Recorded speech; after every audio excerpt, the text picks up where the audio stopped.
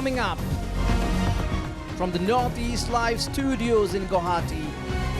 Northeast Tonight with Wasbir Hussain.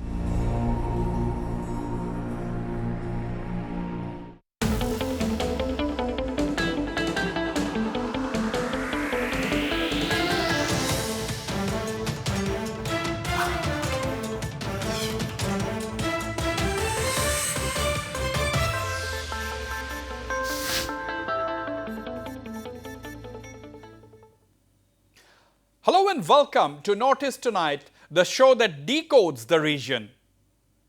Is the NSCN-IM, one of the key stakeholders of the Naga peace process, becoming increasingly rigid in its approach to the dialogue process, or is the rebel group only reinforcing its known and stated position?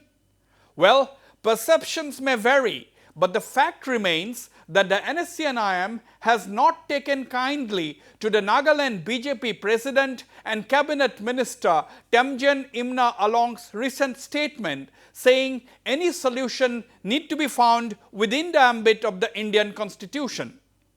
Now, as a response to this, the NSCN-IM has issued a statement asking whether the BJP takes cognizance of two events in the Naga political history: declaration of the so-called Naga independence on 14th August 1947 and the Naga plebiscite of 16 May 1951. Now, what does the NSCN-IM mean when it asks the BJP whether it recognizes these two events in Naga history? Does the NSCN-IM now mean there can be no solution within the ambit of the Indian Constitution or the Indian Union? Has the NSCN-IM failed to reach common ground on these aspects in the past 23 years in their official dialogue with the Government of India? If not, why are we even talking about these aspects now, when the negotiations are supposed to have reached a truly advanced stage? To discuss the issue, I am joined from Kohima by Nagaland BJP President and Cabinet Minister Temjen Imna Along, the man at the center of the entire debate. Also in Kohima, I have Mr. Chuba Ozukum, former president of the Naga HOHO. From New Delhi, I am joined by Mr. Therie, leader of the Naga Tribes Council. Also in Kohima, I have Dr. Chumben Murry, NPF MLA, and I am joined from Shillong by Dr. Xavier, professor at the NEHU University and a commentator. Gentlemen, welcome to Notice Tonight. First of all, I'd like to go to you, Mr. Chuba Ozukum, the former president of Naga HOHO. Mr. Chuba Ozukum, can anybody, particularly those people, those groups who are negotiating with the Government of India for 24 years now, and others who are engaged in active discussions for the last 4 to 5 years, can anybody today expect a solution outside the purview of the Indian Constitution? You are a very pragmatic leader. You are known for your straight talk. You are known for your pragmatism, Mr. Chuba Ozukum. Can anybody expect a solution outside the purview of the Indian Constitution today, realistically speaking?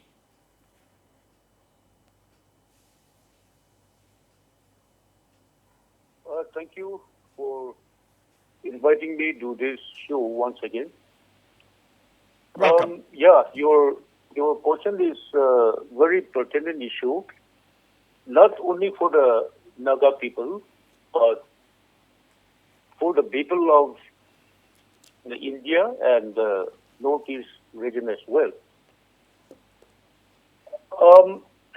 When we talk about the solution outside the Indian Constitution or whatever, I think in the first place we have to go back to the agreement, whether it is a framework agreement or other agreements with different organizations and groups.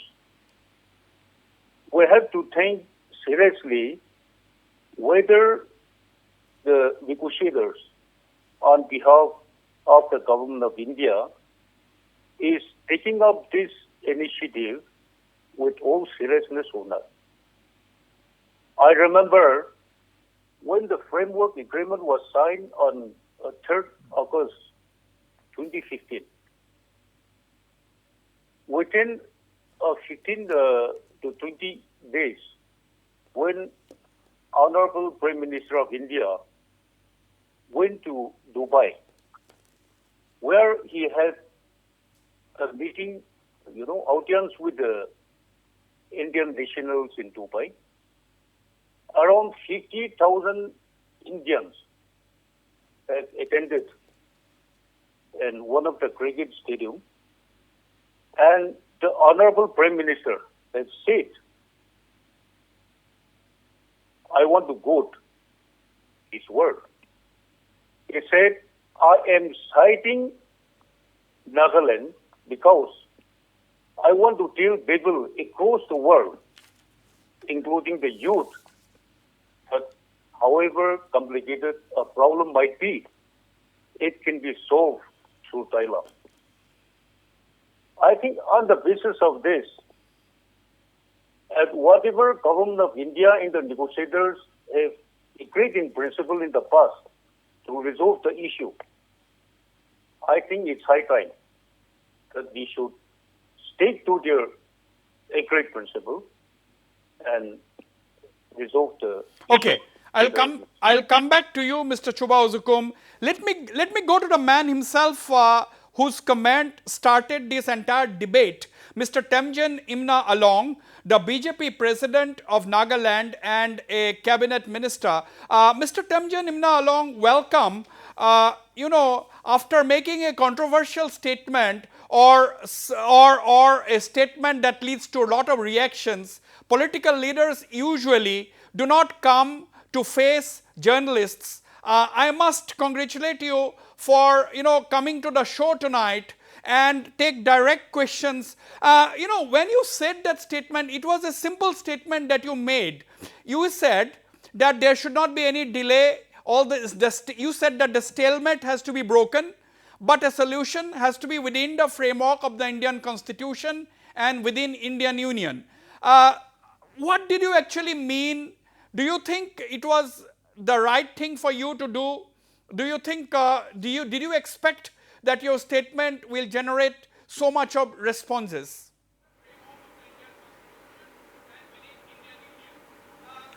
Good evening, Wasbir. Good evening. First of all, the statement that I had made was when the question was put to me with regards to the core committee formed under the PDA government under the leadership of the Honorable Chief Minister, the Deputy Chief Minister, and the Leader of Opposition. See, as we know very well that there is a stalemate going on in the negotiations between the Government of India and the NSCN-IM. So, what I did was, I endorsed that the core committee will do the right thing in pursuing the solution as soon as possible within the Constitution of India and within the Union of India. Now, to go forward more than that, I want to clearly mean when the negotiating people sit together and they assert themselves on whatever the needs or the historical uniqueness and the background of the Naga people is being already acknowledged by the Government of India, there can be amendments, if so needed and done with, in the Constitution also. Because that is what is needed today so that there may be an amiable solution to the long vexed Naga issue. Right. Now, Mr. Temjen Imna Along, the negotiations are at an advanced stage.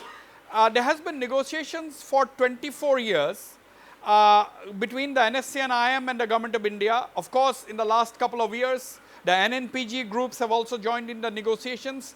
But to your statement, when you made the statement that the solution has to be within the Indian Constitution and within the Indian Union, did you expect people to realize that Nagaland is very much a state of the Indian Union, and people there are residents of Nagaland, which is a state of the Indian Union, and any solution to the people, to the best interest of the Naga people, whatever the solution is, it has to be an acceptable solution, it has to be an honorable solution, there is no doubt about that. Did you mean to say that any solution has to be within the boundary of Nagaland, within the boundary of the Indian Constitution, within the geographical limits of the India as a state?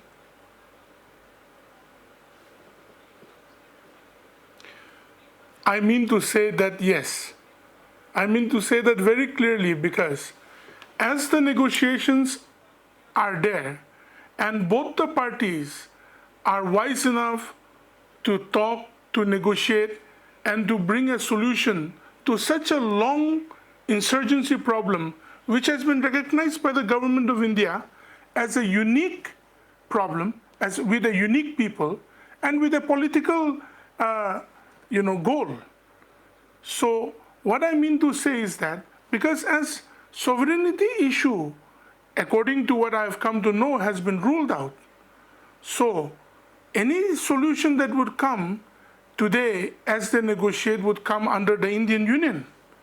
And when it comes to the crux of the matters of representing or answering to the needs of the negotiators, especially from NSCN-IM side, I'm sure the Government of India has been negotiating with the NSCN-IM, taking their legitimacy into account and also taking them into consideration that this is a body with which we need to negotiate, an organization which cannot be just taken away.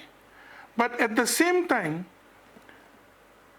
we know very well that anything that is agreeable to both can also be amended, can also be put in the constitution on the floor of the parliament. Right. I'll come back to you, Temjen. I'll come back to you. Let me go to Dr. Chumben Murry. I'm coming to you, Mr. Theja, Therie, and Professor Mao. Let me now go to Kohima, where I also have Dr. Chumben Murry, who is an MLA of the Nagaland's main opposition party, the Naga People's Front. Mr. Chumben Murry, I mean, do you find anything wrong? Do you find anything wrong in what Mr. Temjen Imna along said? He said that stalemate should be broken, solution should be found quickly, but the solution has to be within the Indian Constitution and within Indian Union. At the end of the day, all the groups are negotiating with the Government of India for a long time now. Are you surprised at Mr. Temjen Imna along's statement, or how do you view his statement? Thank you, Mr. Wasbir, for taking us on board. Welcome. Hello, can you hear me? Yes, yes. The Naga legislators are not part of the negotiation. And therefore, I think it is better left to the negotiators to comment on whether the negotiation is going to take within or outside the Constitution of India. You see, Government of India will insist on solution within the framework of the Constitution, and Naga negotiators will insist on solution that is based on the historical facts and historical rights of the Nagas. That is the name of the game. To my feeling, ultimate solution that will be trusted will have provision from within as well as from outside the Constitution. If we look at the framework agreement and the agreed position of the two factions, there is a little cunning use of words and sentences, and there is subtle hint of extra constitutional statement. Whatever the solution is arrived at, the provision thereof will be ultimately inserted into the Constitution by way of amendment. I think when Narasimha Rao came to Nagaland in 1996, he categorically mentioned that the negotiation will be without any precondition. So a statement like solution has to be within the framework of Indian Constitution is premature at this point of time. And it is uncalled for from a state politician or a legislator. That is my view. All right, Dr. Chumben Murry, I'll get a response from Temjen Imna along slightly later, but let me bring in Mr. Therie into the debate. Mr. Therie, you see, the okay, Therie is the line. We'll go back to Therie in a while. Let me take you very quickly, briefly, Professor Xavier Mao. Do you find anything wrong in what Temjen Imna along said? Does it also indicate the NSCN-IM's response, saying that the BJP leader has said this, but NSCN-IM wanted the BJP to clarify whether or not they take cognizance of two events in Naga political history, the so-called Naga independence of 14th August 1947 and the Naga plebiscite of 16th May 1951. Do you see a link between the two, what Mr. Temjen Imna along said and what the NSCN-IM is saying?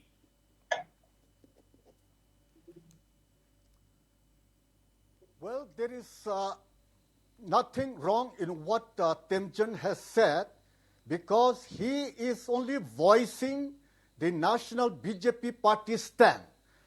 And even if we take within the Indian Constitution, has not even explicitly and openly agreed even for the Naga territorial integration, which is one of the fundamental aspirations of the Naga people.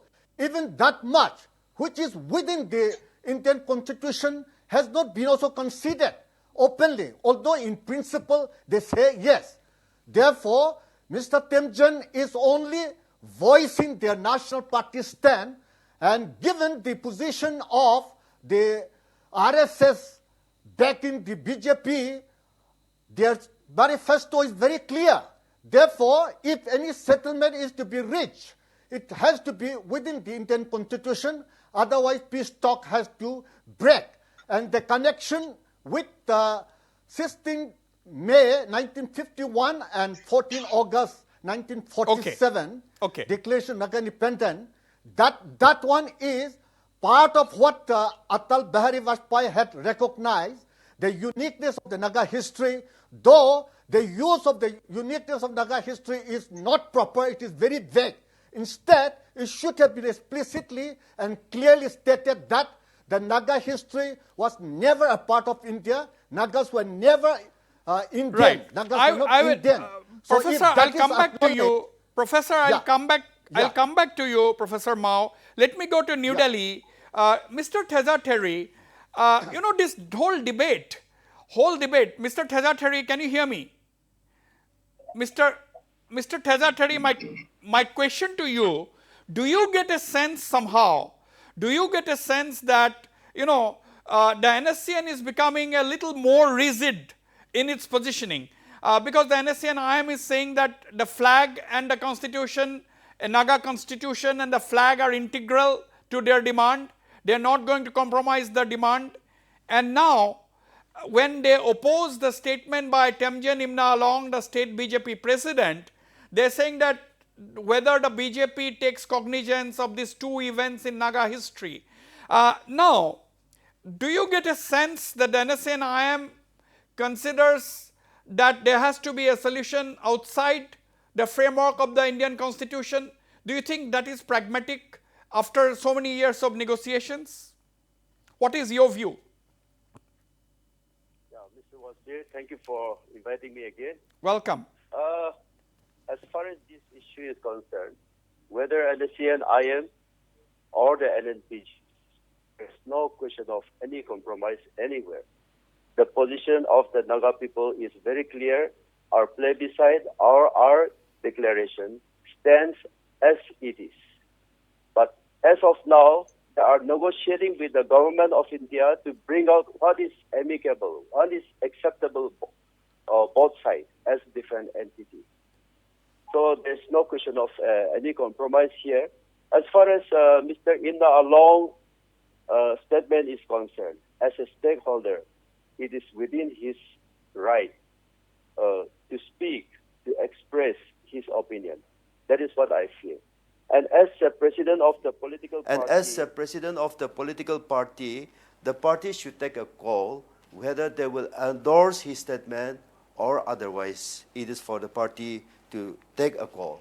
But as a minister and as a MLA, taken oath under the Constitution of India, Absolutely. he is unqualified, right. and it's not appropriate for him to comment on the agenda which is within the purview of the negotiators on the negotiation table. Now, that is the only problem which, okay. Now, Mr. Temjen Imna Along, you have heard everybody. You have heard, this is a very, very eminent panel tonight, very, very important political leaders, including yourself. Now the question is, Mr. Temjen Imna Along, you have heard everybody. You have heard your opposition colleague, Dr. Chumben Murry, saying that it was unexpected, it was uncalled for, making such kind of a statement. But my question to you, every MLA, every minister, every single MLA takes oath in the Legislative Assembly, swears allegiance to the Indian Constitution. Now, for a civil society group, for a Naga national group, that is a different issue. But for politically elected representatives who are part of the Legislative Assembly, they have a tightrope walk. They have a very tightrope walk to do, catch-22 situation, especially when the issue is as sensitive as the Naga issue. So, are you surprised at what Chumben Murry said? Dr. Chumben Murry said that your statement was uncalled for, or he was surprised at your statement?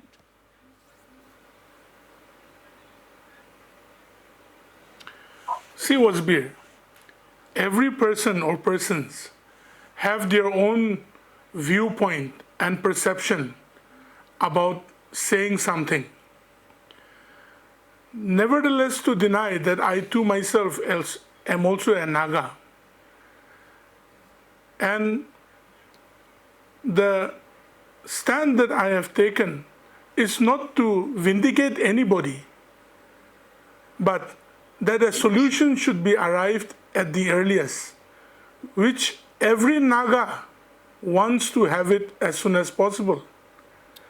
You know, Wasbir, you may be surprised, but even though I have received so much of criticism after giving that statement, for the first time in the history of the Naga people, I think, every young man and woman who has a mobile phone and who is on any group is discussing about it. Right. At least it has come to the light where any kind of solution or situation is also the aspiration of our people. And I, for one, cannot comment beyond that because I'm not in the negotiating table. Right. Okay. Okay. But coming back to I'm coming to you, Dr. Chumben Murry. Mr. Chuba Ozukum. You know, now the basic question is, lot of people will say that the NSCN-IM is becoming much more rigid now, and a lot of people are asking the question, why after 24 years, why was this issue of flag and constitution not resolved in the last 24 years of negotiations? Why? These are questions asked by people. A lot of people are watching the show on our Facebook live stream as well. There are a lot of traction. Now, there are a lot of people are making comments. Now, the issue is, a lot of people also wants to know, why is the NSCN-IM linking, making this statement, why they have taken such kind of an umbrage at Mr. Temjen Imna Along's statement? Do they expect a solution which is totally outside the constitution? But at the same time, Mr. Chuba Ozukum, Indian constitution is extremely flexible. It can be amended to fulfill the hopes and aspirations of people.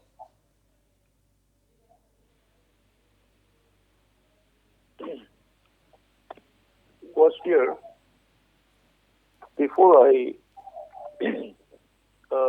answer your question, I just want to add one or 2 points referring to Mr. Imna Along's statement, which he said in one of his TV interview recently. Yes, I've heard what Professor Xavier has said. There is nothing wrong on the part of Imna Along to say this. But yes, everybody can express whatever they think and whatever they have in their mind. But here the question is very serious and major. I have stated clearly in the beginning what the Prime Minister has said in Dubai in 2015. It was on 17th August, if I'm not wrong. And what they have also agreed under the framework agreement, which was signed in presence of the Honorable Prime Minister at the highest level, and it was made known to the world, to all the political parties in India. And as per the framework agreement, everybody has come to know that the negotiating parties are trying to bring out certain tangible solutions outside the Indian Constitution. No doubt, it is not clearly mentioned in the framework agreement whether the solution will be within the framework of Indian Constitution or not. But now, according to the political negotiators, they are demanding for separate flag in Constitution, which is very rigid on their part. And when the Naga people are trying to bring out the solution, yes, on my part as an individual, I want to say that the agreement is signed even tonight.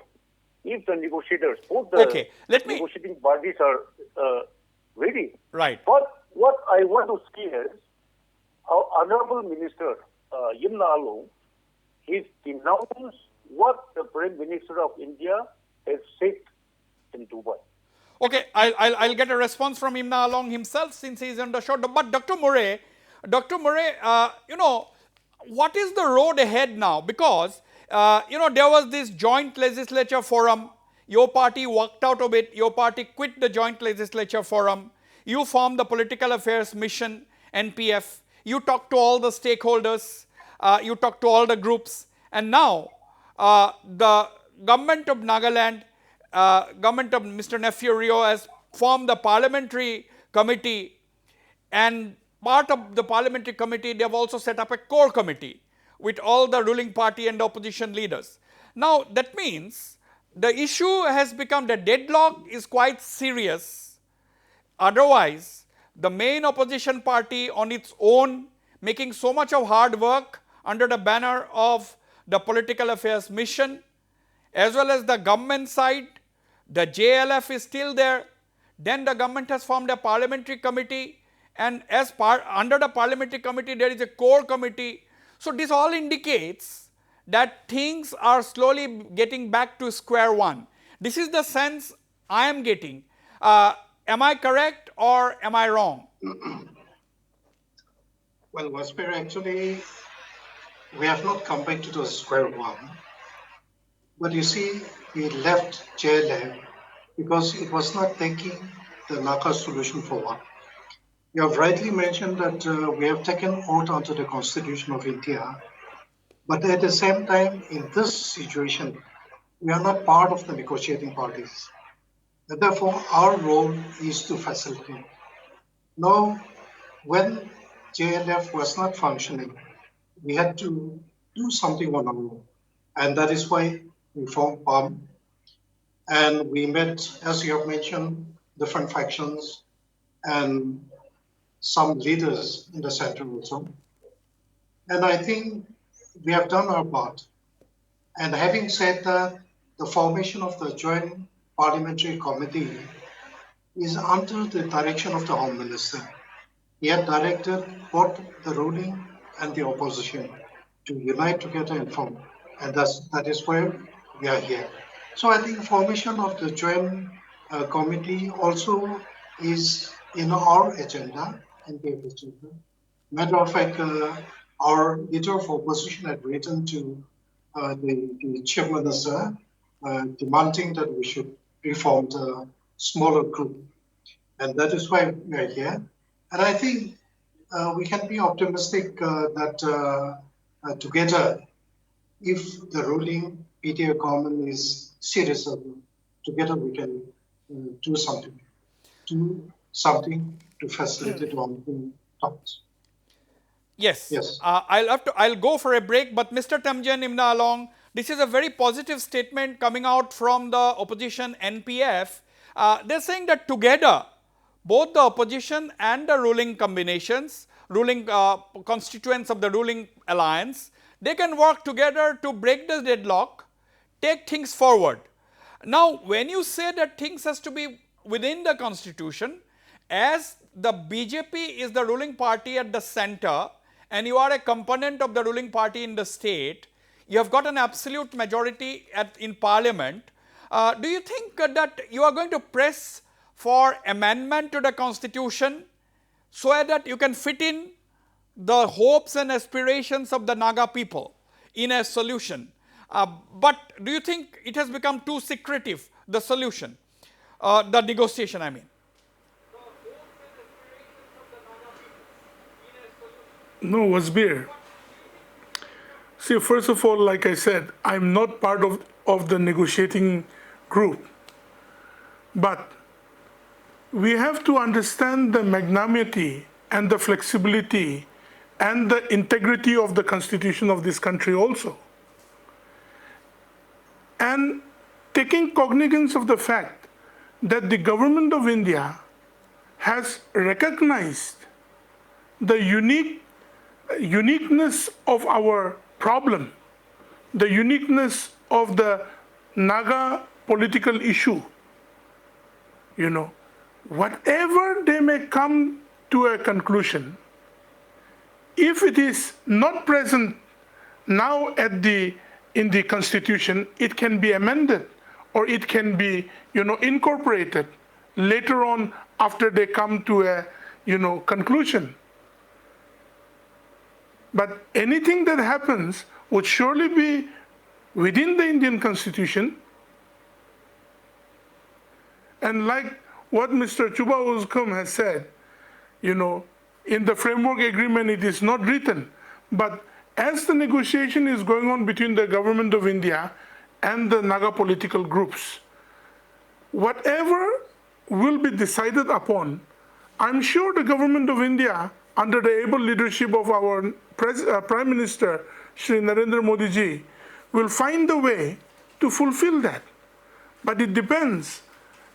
Instead of having the stalemate, we should be able to break the stalemate, and I believe the core committee, comprising of the three parties of the elected members, would break the ice where something can come to conclusion at the earliest. Well, I'll go for a break. When I come back, I will ask the eminent panelists on this discussion tonight whether the NSCN-IM is actually hoping the government of India to accept Naga independence demand in some form or the other, whether they consider a separate flag and a constitution as something that reflects their hope and aspiration, and why, try to understand why did the NSCN-IM make such a sharp response to Imna Along's statement when he said that a solution has to be within the purview of the Indian Constitution. Don't go away. I'll be right back after this very, very short commercial break.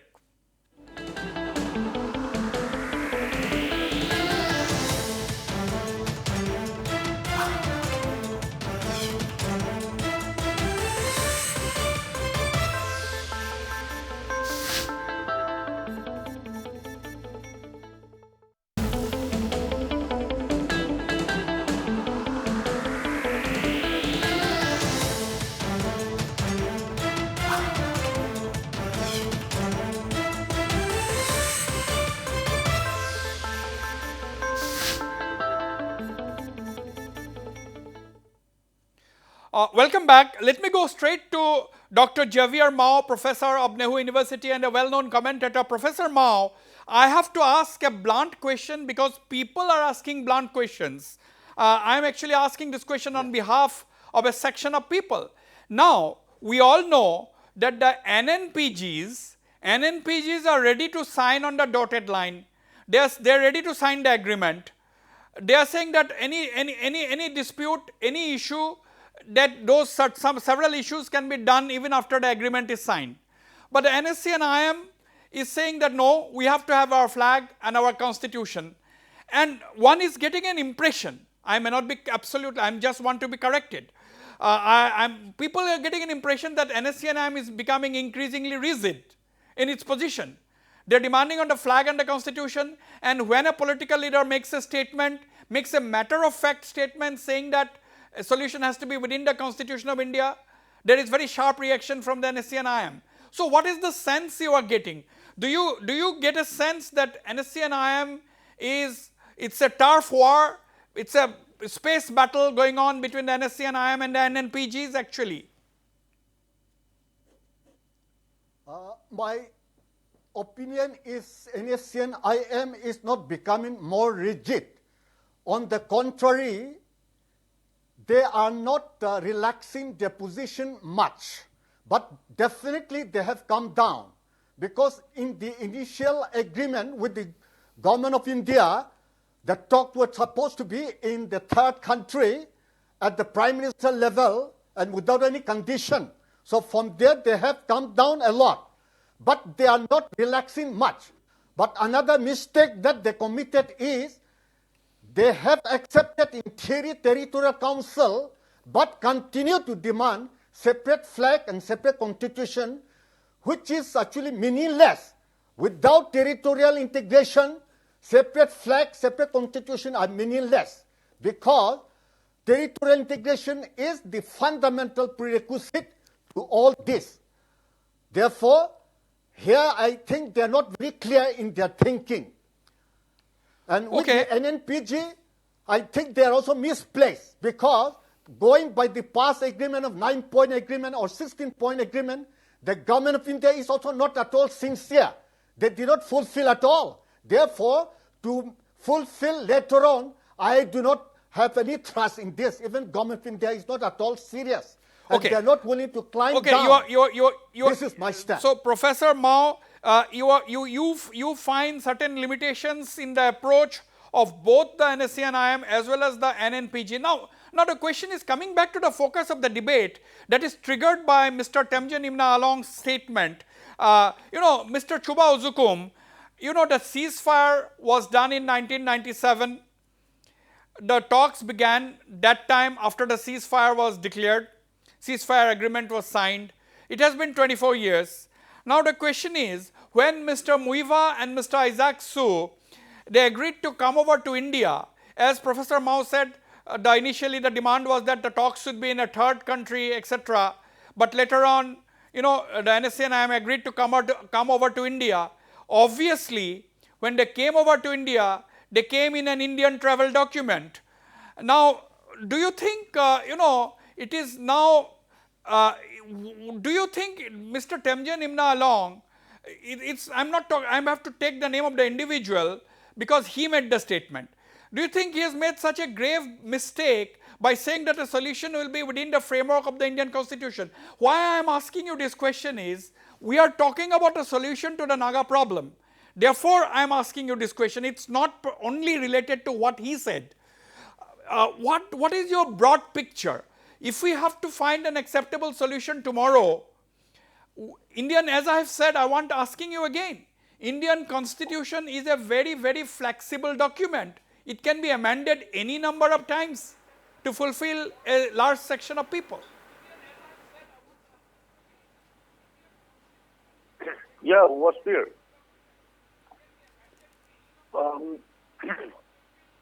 I must say, once again, the statement which was made by Mr. Imna Along is very, very unfortunate.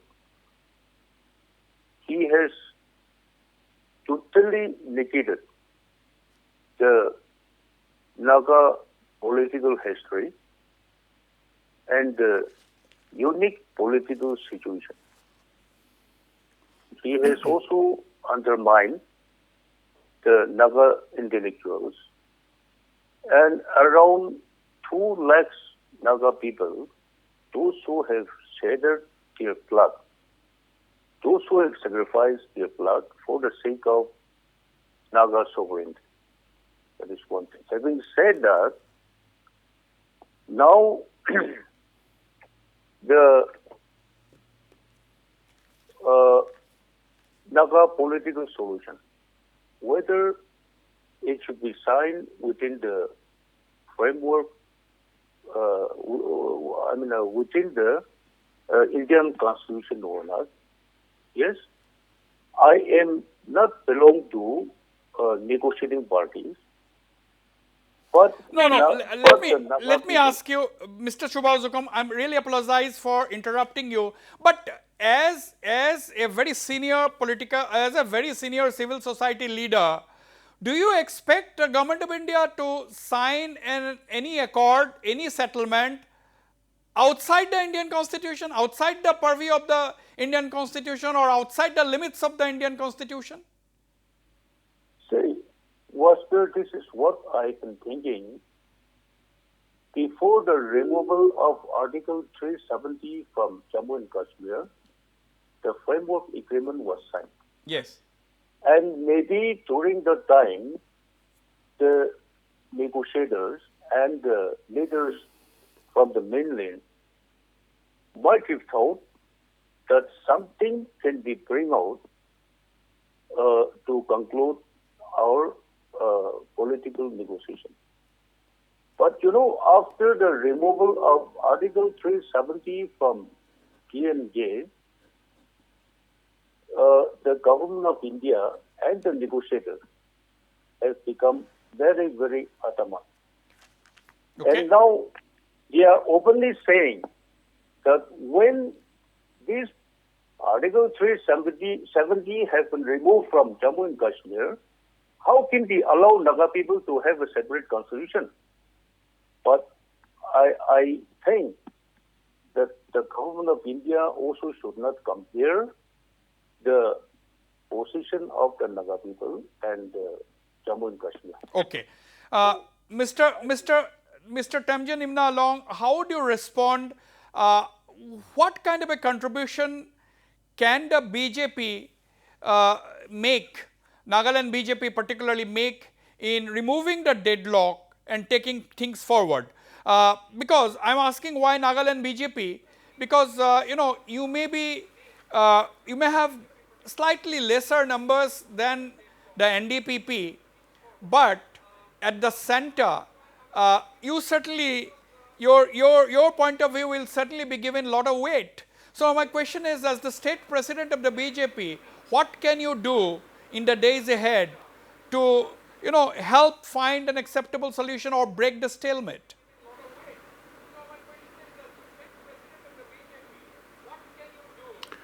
See, Wasbir, first of all, the Honorable Chief Minister and with the Leader of Opposition and the Deputy Chief Minister, they have jointly formed the core committee.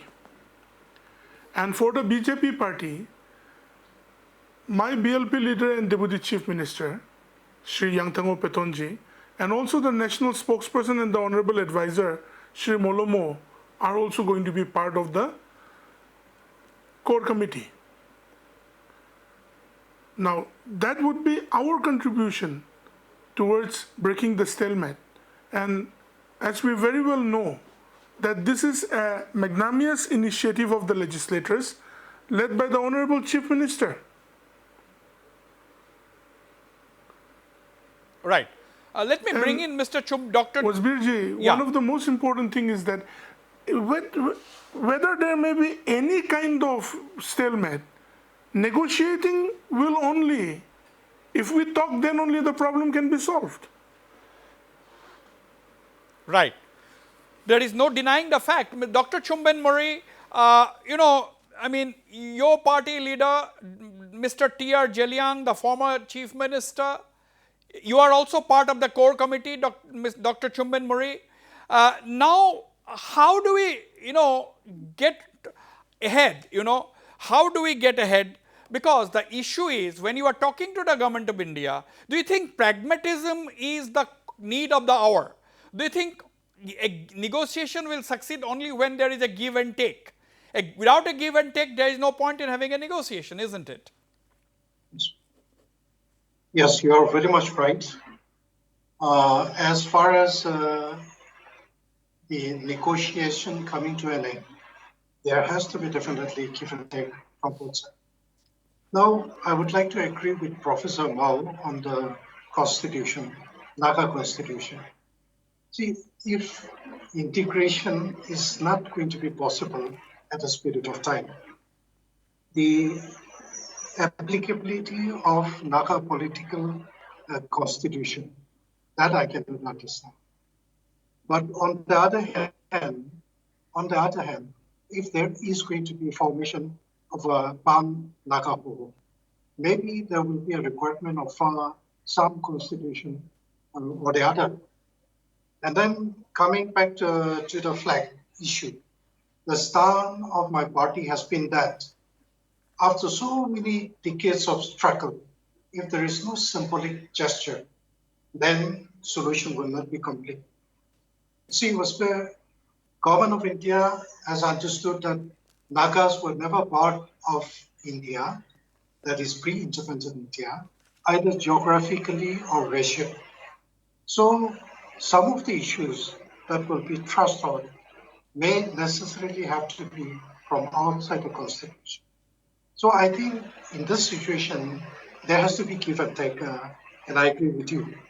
Right. And on the other hand, there is absolutely no power in the constitution for granting a flag to certain states.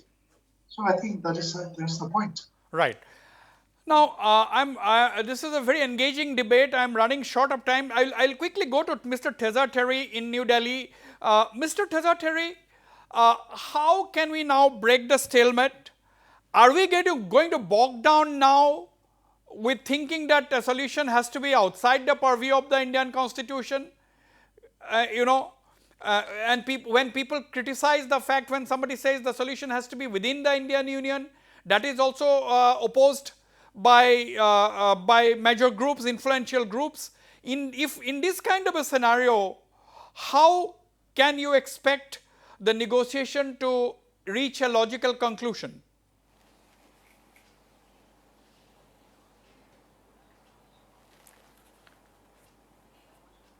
Yeah, Mr. Wasbir, whether the negotiation and the solution is within or outside Constitution of India, these are all a matter of the negotiation points. At the moment, we need not put any precondition or imposed on the negotiator. We have given them mandate, they are negotiating, we have faith, strong faith, and we have confidence in them that they will bring out the best solution out of this negotiation. And since the formal talk is over in 19 October, and then the other peripherals, the discussions are still there. But now it is on the part of the government of India to take a final call. And there has to be a political will to deliver what they have committed to the people. Right. Unless there is a political will, how much is the talk? It is not going to bear fruit. So we urge upon the government of India, the Prime Minister Sri Narendra Modi, to take a call and as committed to the people, don't delay the process, but deliver what is promised to the people.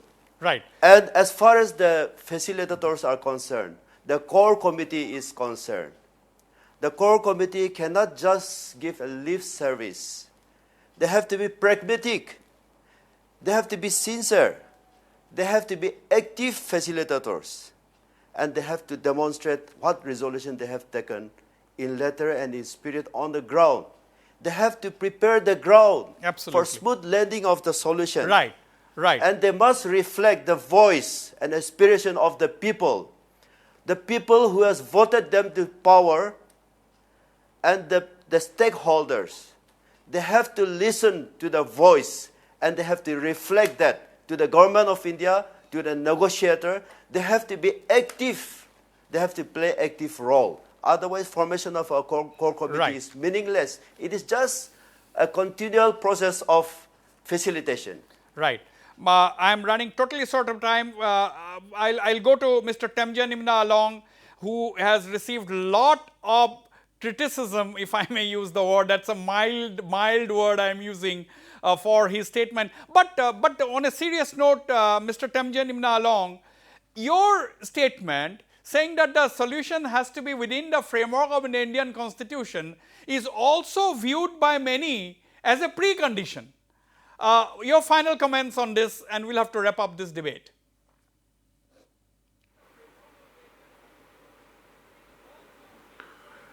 See, Wasbir, it can never be a precondition, because after the framework agreement has been signed, we have been unable to come to the conclusion.